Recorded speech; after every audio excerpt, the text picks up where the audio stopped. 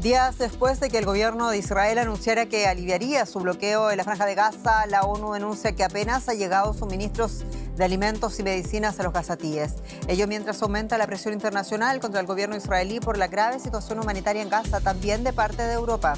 Vamos en breve por más detalles. Soy Jenny Pérez aquí en Berlín. Destacamos. Organizaciones humanitarias como Médicos Sin Fronteras o el Programa Mundial de Alimentos advierten que la ayuda que logra entrar en Gaza sigue siendo muy insuficiente frente a la grave crisis humanitaria que se vive en el enclave palestino.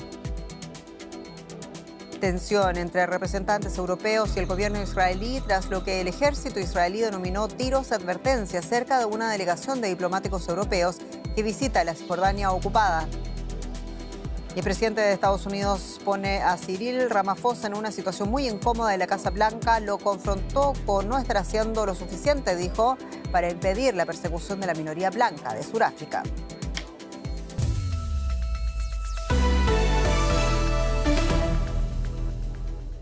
En Gaza, la población sigue aguardando la llegada de ayuda humanitaria autorizada por Israel en el devastado territorio palestino en medio de una creciente presión internacional. Las autoridades israelíes aseguran haber permitido el ingreso de casi 100 millones a la franja en las últimas horas. Sin embargo, según Naciones Unidas, ninguno de esos suministros han sido aún distribuidos. Organizaciones humanitarias como Médicos Sin Fronteras o el Programa Mundial de Alimentos advierten que la ayuda que logra entrar sigue siendo muy insuficiente frente a la grave crisis humanitaria que se vive en Gaza. El primer ministro israelí Benjamin Netanyahu ya ha prometido que sus fuerzas tomarán el control de todo el territorio de la franja. Las agencias de ayuda anuncian que la ayuda humanitaria que ha entrado a Gaza esta semana está muy por debajo de lo necesario para evitar la hambruna. Y para estos desplazados, la situación es desesperada. No hay harina, ni comida, ni agua. Sacábamos agua de la bomba, pero ya no funciona. No hay diésel ni gas. El vecindario está destruido y los tanques dentro de nuestras casas. El Programa Mundial de Alimentos de la ONU está tramitando un permiso para ingresar 100 camiones al día, pero afirma que eso apenas cubriría las necesidades esenciales. Sobre el terreno, la situación es cada vez más desesperada. Aumentan la inseguridad y el riesgo de saqueos de bienes de consumo humano. En estos momentos, una bolsa de harina cuesta unos $500 en Gaza. El número de víctimas de la última ofensiva de Israel sigue aumentando.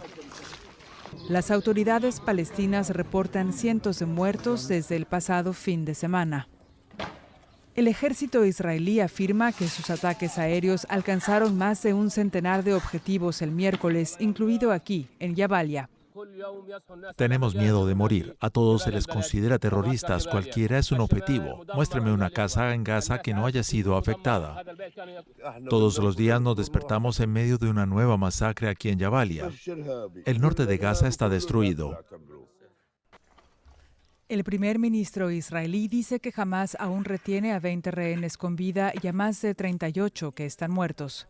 Él quiere llevarlos a todos a casa e insiste en que no habrá tregua en la ofensiva terrestre. Nuestras fuerzas están tomando cada vez más territorio para limpiarlo de terroristas y de la infraestructura terrorista de Hamás. Al final de este proceso, todas las zonas de Gaza estarán bajo el control de la seguridad israelí y Hamás estará completamente derrotada. Poco a poco empieza a entrar la ayuda a Gaza. Las agencias de ayuda aseguran que la distribución es difícil y que los insumos no llegan a los más necesitados. Y en la conferencia de prensa, el primer ministro Benjamin Netanyahu se refería a varias cuestiones, entre ellas negó un quiebre con Donald Trump y también se refirió al espinoso tema de las ayudas humanitarias, de lo que queremos hablar con Maya Siminovich, periodista en directo desde Tel Aviv. Maya, ayuda humanitaria en Gaza que según la ONU no llega. ¿Qué ha dicho al respecto el primer ministro Benjamin Netanyahu en su rueda de prensa? Hola Jenny, Netanyahu sí se ha referido a la ayuda humanitaria, ha dicho literalmente que para que Israel continúe disfrutando del apoyo de sus socios y amigos en el mundo había que evitar que en Gaza se viviera una crisis humanitaria, por eso ha permitido la entrada de suministros. Después dijo que para que jamás no lo robase y lo vendiese a precios imposibles, había ideado un plan junto con Estados Unidos de 3 fases. La primera fase es que entre esa ayuda humanitaria básica. La segunda fase es que sea repartida por un fondo, que es un fondo que tiene el apoyo de Estados Unidos y de Israel. Y la tercera es que será en zonas del sur donde la población de Gaza, toda la población de Gaza, debería dirigirse hacia allí para recibir esta ayuda humanitaria.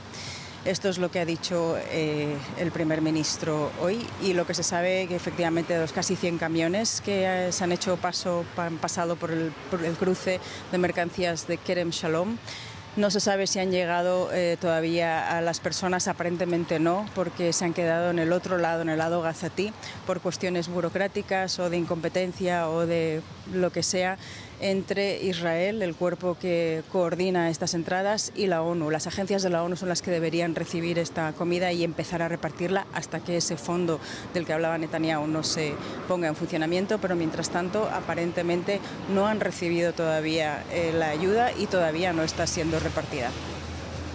Horas cruciales en un asunto que se ha tornado en un gran dolor de cabeza político también para el gobierno de Israel. Maya Siminovich, muchas gracias. Y lo dicho, aunque Israel anunció que se retomó la entrada de ayuda humanitaria a la franja, la ONU y otras ONGs de ayudas humanitarias aseguran que la ayuda no está llegando. Una de ellas es una ONG egipcia, Fundación Ola de Gaza, y tenemos en directo desde el Cairo a su fundadora, la señora Lorena Santana Ojeda. Señora Santana, sea usted muy bienvenida. Comienzo en honor al tiempo preguntándole, ustedes han venido denunciando que la ayuda humanitaria, entre esos entendemos comida, medicina, insumos sanitarios, agua, no llegan a los gazetíes y responsabilizan al gobierno de Israel. Cuéntenos, por favor, cuán grave valoran ustedes la situación. Sí, responsabilizamos directamente a Israel por no dejar entrar ayuda humanitaria a Gaza. Desde hace más de 2 meses no entra ninguna semilla. Los camiones han estado esperando como 2 meses ahí en la frontera con Rafah.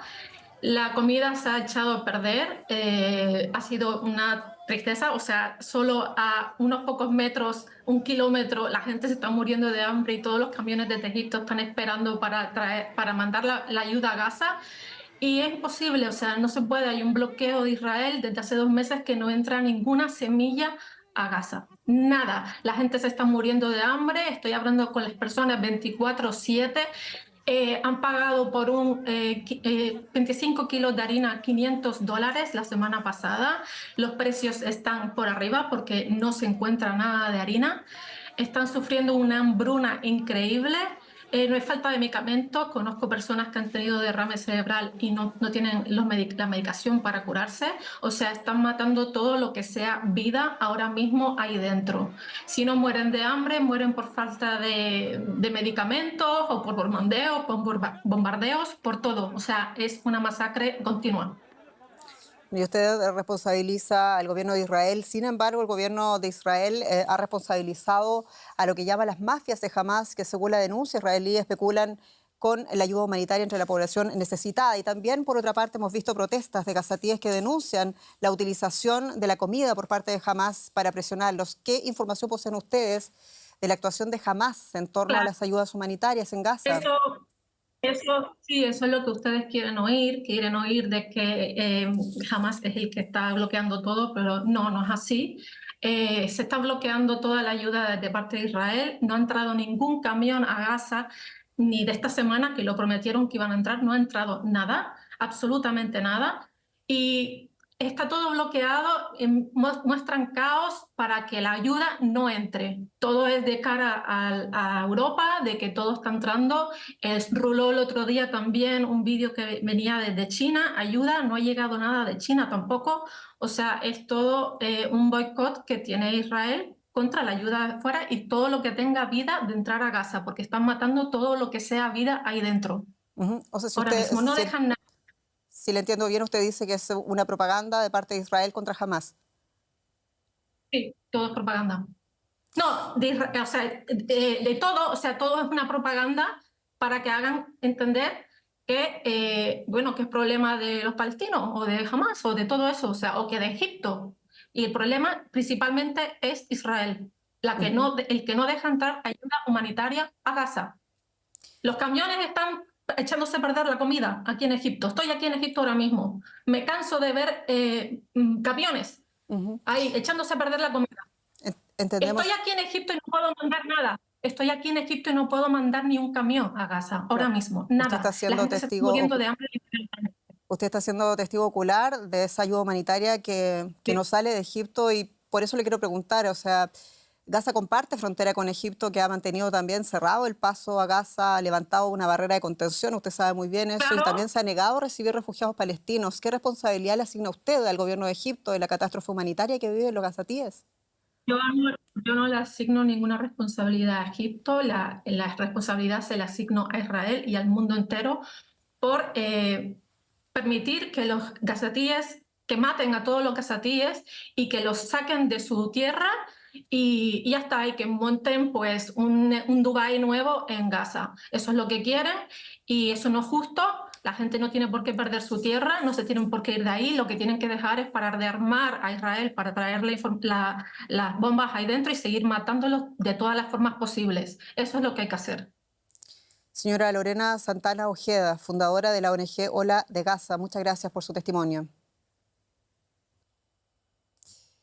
Y más noticias, porque fuerzas israelíes abrieron fuego contra una delegación de diplomáticos europeos y representantes de países árabes y americanos durante una visita al campo de refugiados de Jenin, esto es al norte de la Cisjordania ocupada. No se reportaron heridos y estas imágenes que vamos a ver captan ese momento en el que la delegación ofrecía declaraciones a la prensa cuando comenzaron a escucharse disparos.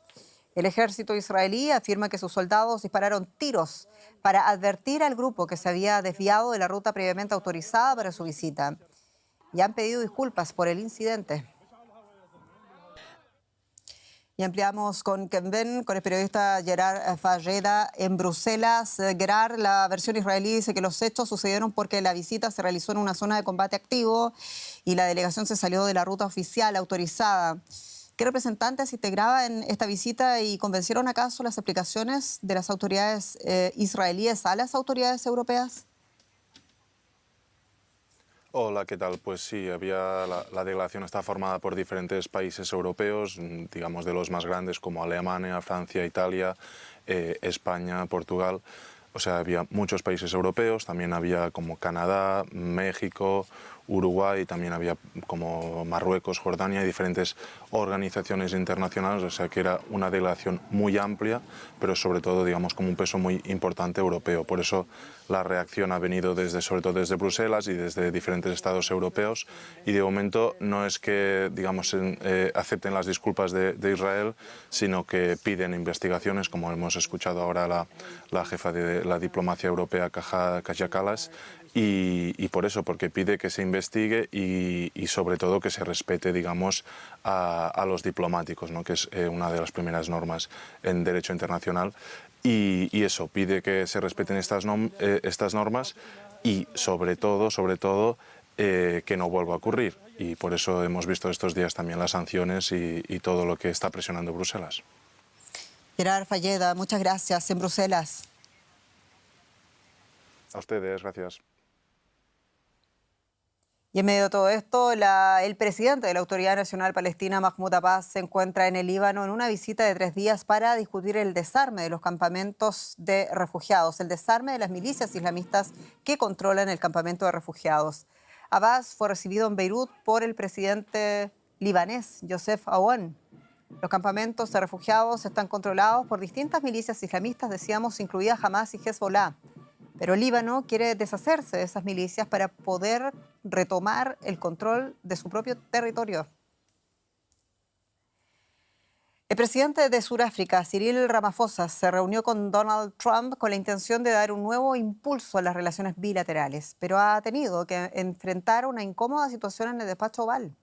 El presidente Trump mostró artículos impresos y redujo un video acusándolo a Ramaphosa de no abordar una supuesta persecución de la minoría blanca en Sudáfrica. Las relaciones entre Estados Unidos y Sudáfrica se agriaron este año por una serie de cuestiones, incluidas la reiterada afirmación de Trump de que los granjeros blancos de Sudáfrica sufren un genocidio.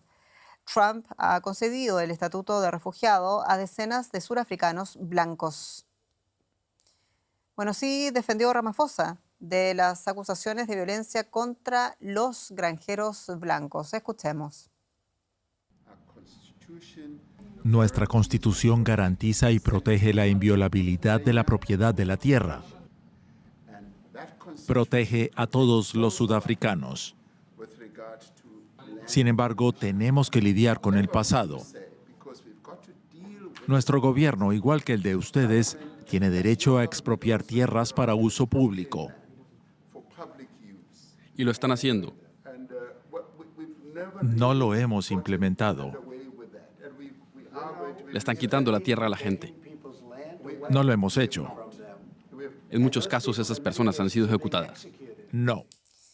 Un muy incómodo momento en el despacho Oval y queremos comentarlo con el periodista José Díaz Briceño en Washington. José, Trump confrontaba, decíamos, a Ramaphosa con videos que él aseguró están relacionados con las acusaciones de genocidio de minorías blancas en Sudáfrica. ¿Qué dijo concretamente Trump y también cómo terminó manejando la situación el presidente Ramaphosa?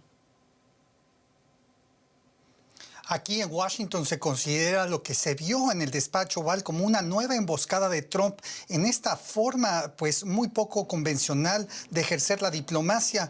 El presidente sudafricano Ramaphosa estaba francamente incómodo ante lo que se vio. Fue un arreglo específico del presidente Trump que estaba preparado de antemano y para lo que la delegación sudafricana no necesariamente estaba esperando, específicamente después de 20 minutos de haber iniciado la conversación bilateral sobre temas de comercio. Trump pidió a sus asesores apagar las luces y fue entonces que exhibió estos videos, básicamente un collage de imágenes que mostraban a políticos radicales en Sudáfrica. El presidente Ramaphosa, sin embargo, no perdió la calma en algo que fue muy distinto a lo que se vivió en febrero con el presidente ucraniano Volodymyr Zelensky, y le respondió a Trump diciendo que si bien la violencia era real en contra de los blancos, también ocurría contra la mayoría negra y que la criminalidad era algo que era responsabilidad de atacar, y pidió ayuda a Estados Unidos. Un difícil momento para la diplomacia aquí en Estados Unidos. José Díaz Briceño, muchas gracias. En Washington. Vamos a cambiar completamente de asunto y hablar de una muy importante cumbre económica y financiera. Paco Furió. Así es, Jenny, nos vamos directos a Canadá, donde continúa la reunión de ministros de finanzas del G7. Uno de los objetivos del país anfitrión es que el grupo logre mostrar unidad respecto a Ucrania en un encuentro que se entiende como una previa a la cumbre de líderes de junio. El ministro de Finanzas canadiense, en rueda de prensa junto a su homólogo ucraniano, ha dicho que abogará por sanciones más duras contra Rusia. Actualmente el tope impuesto por el G7 al precio del crudo ruso es de $60, pero Ucrania pide que ese tope se reduzca hasta los $30 por barril. La atención de esta cumbre en Canadá también está centrada en las conversaciones entre Estados Unidos y el resto de economías sobre las que Trump ha aplicado aranceles.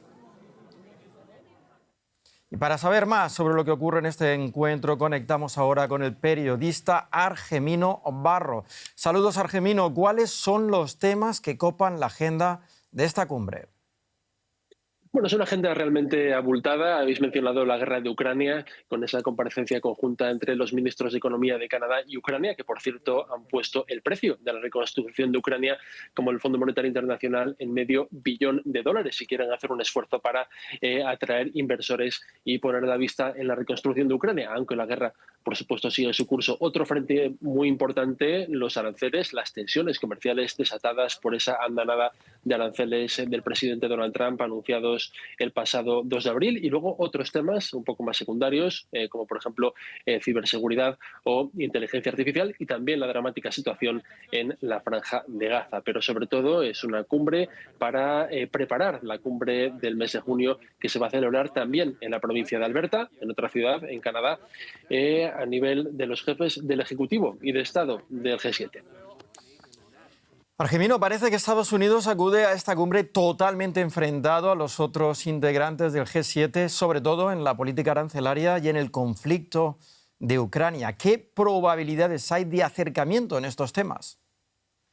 Es difícil de decir. Hace 2 semanas hubo una cumbre bilateral también a nivel ministerial en Ginebra entre Estados Unidos y China. Se dijo que no saldría ningún tipo de anuncio. Al final nos sorprendieron con esa reducción de aranceles del 145 al 30% en el caso de Estados Unidos. Es verdad que las posiciones son encontradas. Scott Bessent, el secretario del Tesoro estadounidense, presente en esta cumbre, ha hablado de la necesidad de reequilibrar las balanzas comerciales, pero el resto de miembros tienen la esperanza de que ocurra algo, o por lo menos el prolegómeno de algo parecido a lo que ha pasado con China y con Reino Unido, que sí que tienen sendos acuerdos, o por lo menos potenciales acuerdos comerciales, un signo de que las negociaciones van avanzando. Luego, respecto a Ucrania, la posición del gobierno de Estados Unidos es bastante contradictoria con la del resto de miembros. Donald Trump, el día de ayer, dijo que no tenía pensado imponer sanciones duras a Rusia. Por ahora solamente ha usado, digamos, la zanahoria y no el palo en su intento de negociar una paz en Ucrania.